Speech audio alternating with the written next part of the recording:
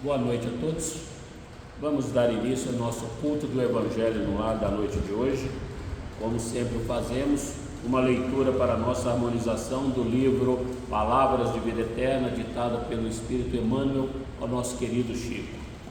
Tua obra, mas prove cada um a sua própria obra e terá glória só em si mesmo e não no outro. Paulo, Gálatas 6,4.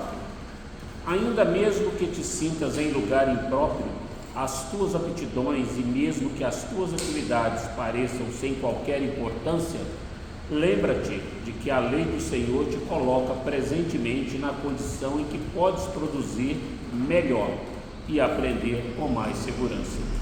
Tens, assim, a tua obra particular e intransferível na execução do plano universal de Deus. Não aspires, desse modo, a assumir de imediato as responsabilidades daqueles que se encontram expostos à multidão a pretexto de desempenhares mandato especial ante a providência divina.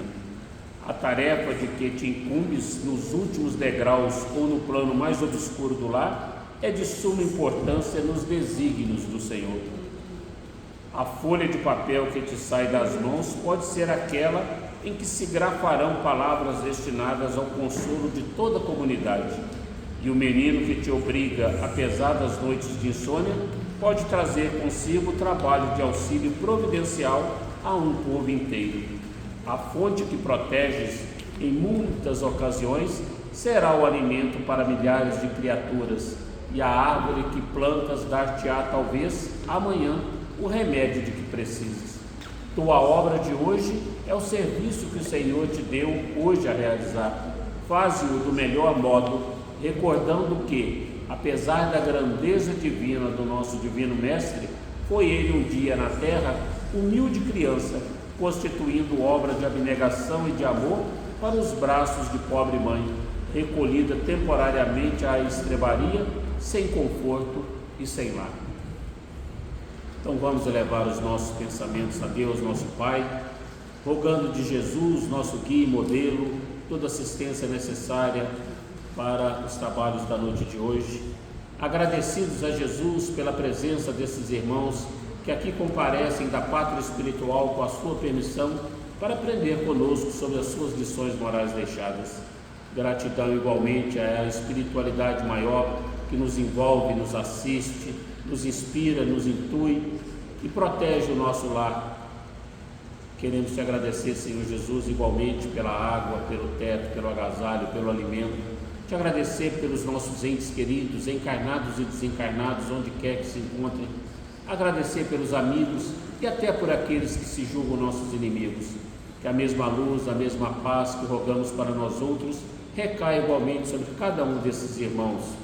E assim, Pai, ainda como pedidos que somos, te rogamos nesse instante, permita que Maria, nossa mãe, juntamente com os legionários do bem, vá de encontro a todos os nossos irmãos suicidas, levando até ele as nossas vibrações de amor, de carinho, de afeto, de ternura, que eles possam se sentir fortalecidos, reenergizados para os embates que ainda estão por vir e que em breve possam estar no nosso seio novamente.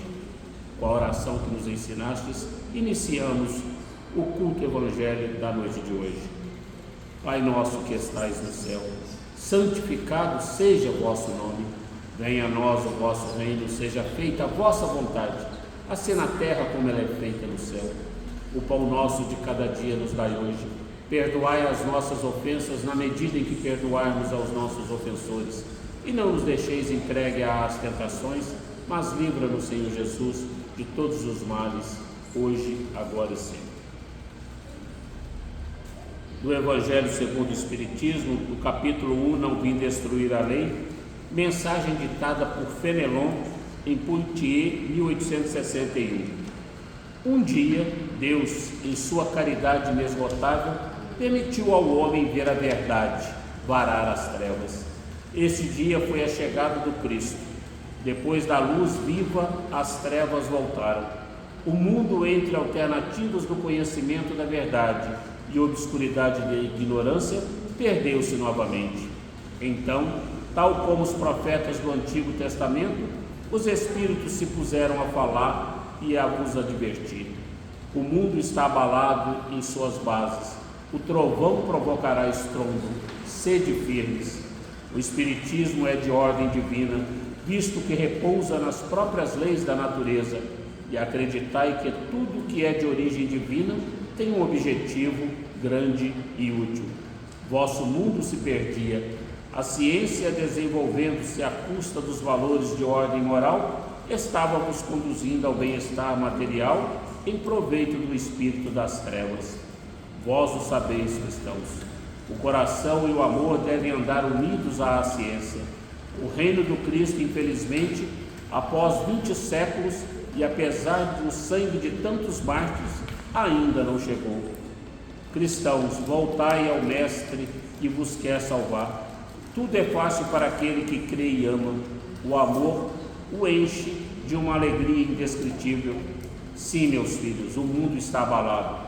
Os bons espíritos vos dizem sempre: curvai-vos sob o sopro que anuncia a tempestade, a fim de não serdes derrubados.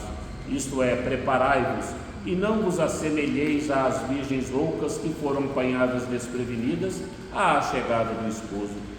A revolução que se prepara é mais moral do que material. Os espíritos mensageiros do Senhor inspiram a fé para que todos vós, companheiros da doutrina, iluminados e ardentes, façais ouvir a vossa voz humilde. Sois o grão de areia, mas sem grãos de areia não haveria montanhas. Portanto, que estas palavras, somos pequenos, não tenham mais sentido para vós. Cada um tem sua missão, cada um tem seu trabalho. A formiga não constrói seu formigueiro e os animaizinhos insignificantes não erguem continentes? A nova cruzada começou. Apóstolos da paz universal e não da guerra, São Bernardos modernos, olhai e andai para a frente. A lei dos mundos é a lei do progresso. Mais uma vez, somos advertidos nesta mensagem ditada por Fenelon em 1861, há quase 3 séculos atrás, de que somente extirpando o egoísmo de dentro de nós, somente dando maior guarida e maior validade aos bens espirituais, é que realmente nós estaremos aptos a galgar a escada evolutiva de Jacó. Tal é como nos fala a mensagem: a lei dos mundos é a lei do progresso. E apesar de ter passado 20 séculos que a luz pairou sobre nós com a vinda do Mestre Jesus, nós ainda nos encontramos camuflados no egoísmo, no orgulho, na vaidade, na avareza, na cupidez, em todas as nossas más inclinações.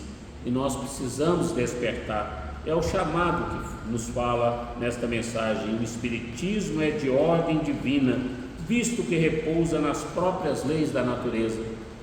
E nós temos recebido mensagens dioturnamente dos Espíritos de luz a nos intuir, a nos inspirar, a nos auxiliar, nos dando conta de como funciona tanto a pátria espiritual, como funciona a pátria material, se nós não dermos mais guarida ao amor, à lei de amor, de justiça, de caridade, a verdadeira caridade, a caridade moral, a caridade espiritual.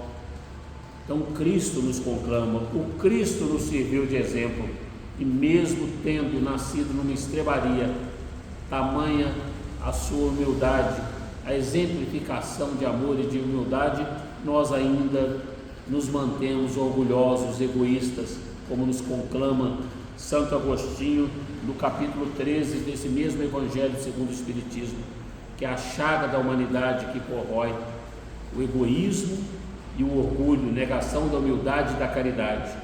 Então nós precisamos o mais urgente possível retomar o caminho, e muitas das vezes nós esperamos que a retomada desse caminho seja pela dor e não pelo amor, quando seria bem mais fácil, bem mais salutar para cada um de nós que fosse através do amor, que fosse através da fraternidade, do amparo, do consolo, do esclarecimento, da orientação a irmãos ainda trabalhando o seu orgulho, iniciando as sua senda moral evolutiva, se nós já temos o conhecimento dessa doutrina maravilhosa que tirou o véu da nossa ignorância através dessa doutrina dos Espíritos e nos mostrou que a nossa verdadeira pátria é a pátria espiritual, que aqui nos encontramos simplesmente para resgatar, para expiar as faltas que cometemos no passado, que aqui nos encontramos para cumprir a lei de causa e efeito, a lei de ação e reação, ou como queiramos, a lei do plantio e da colheita.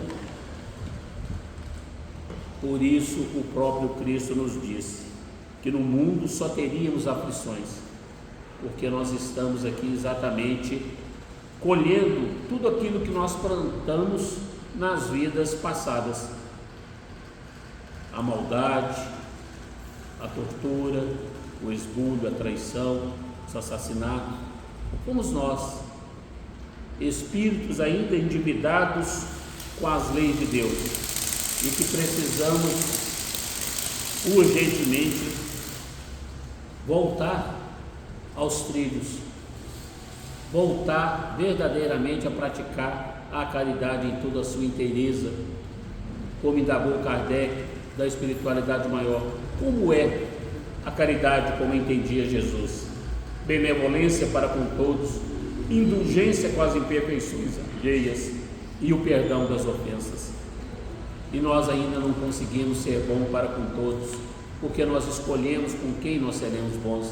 Nós ainda não conseguimos ser indulgentes com as imperfeições alheias, porque nós apontamos as chagas do nosso semelhante, nós julgamos pedra do telhado de vidro do nosso semelhante, nós tiramos o cisco do olho do nosso semelhante, esquecendo-nos que nós temos telhado de vidro, esquecendo que nós temos uma trave em nossos olhos, esquecendo das nossas limitações, das nossas mazelas, dos nossos equívocos, dos nossos erros.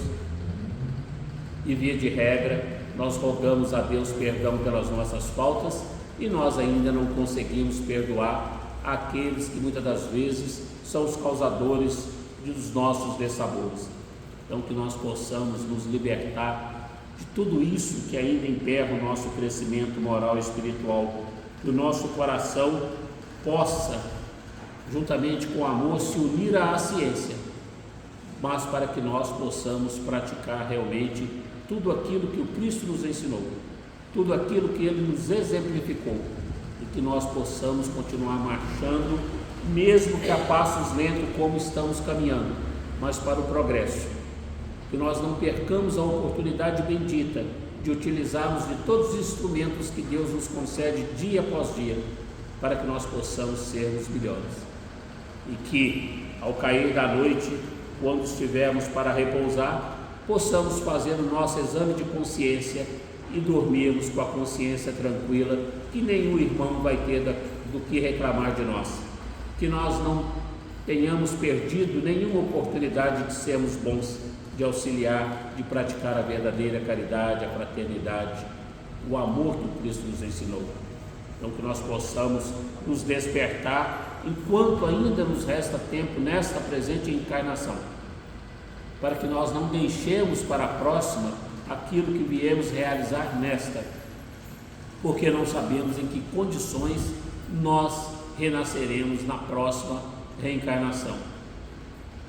Quais serão os empecilhos que teremos para realmente podermos cumprir tudo aquilo que ainda está nos reservado? Então possamos agradecer a Deus toda essa instrumentalidade que Ele nos concede dia após dia, para que nós possamos nos tornarmos seres melhores. Então, mais uma vez, vamos elevar os nossos pensamentos a Deus, agradecidos por essa oportunidade bendita do culto do Evangelho no lar da noite de hoje, na certeza da vossa proteção, do vosso amparo, Pai. Nós te agradecemos, na certeza do amparo da espiritualidade maior a velar pelo nosso lar, que não nos falte o alimento, a água, o teto, o agasalho, que não nos falte a paciência, nos concedendo sempre os instrumentos para que possamos exercitar a humildade, a verdadeira caridade, o perdão, nos desvencilhando de tudo aquilo que ainda não permite que cresçamos com mais rapidez diante dos vossos olhos. E assim, Pai, imensamente agradecidos por essa oportunidade, na certeza de uma semana de muita paz, de muita harmonia e sabedoria, com a oração de Maria, pedimos permissão para dar por encerrado o culto do Evangelho no lar da noite de hoje. Ave Maria, cheia de graças, o Senhor é convosco. Bendita sois vós entre as mulheres, bendito é o fruto do vosso ventre, Jesus. Santa Maria, Mãe de Jesus, rogai por nós, pecadores, agora e na hora do nosso desencarne, e que assim seja. Gratidão, Pai.